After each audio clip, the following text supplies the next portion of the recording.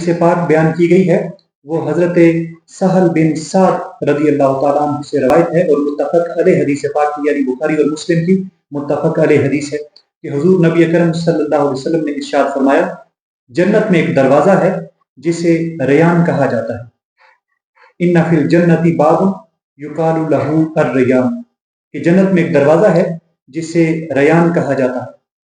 क़यामत के दिन रोज़ेदार इसमें दाखिल होंगे और इसके सिवा इस दरवाजे से कोई और दाखिल नहीं हो सकेगा। कहा जाएगा, कहाँ हैं रोज़ेदार?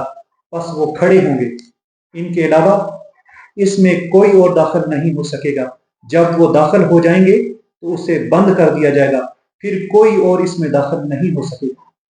कितनी स्पेशल ट्रीटमेंट, कितना स्पेशल वेलकम किया जाएगा उन लोगों को जो रमज़ान के रोज़े रखते हैं। एक दरवाज़ा है जन्नत का जिसे बाबुल रयान कहा जाता है और वो स्पेशली उन लोगों के लिए है जो रोज़ेदार हैं, जो रोज़ा रखेंगे। उसमें से सिर्फ रोज़ेदार दाखिल होंगे, उसमें से कोई और दाखिल नहीं होगा, यानी बाकी नेकियां करने वाले उससे दाखिल नहीं हो सकेंगे। ये रमज़ान करीम के रोज़े की बरकत है। तो कितनी बड़ी खुशखबरियां हैं, कितनी बड़ी सआदत है, कितने बड़े इनामात हैं इस रोज़े की वजह से।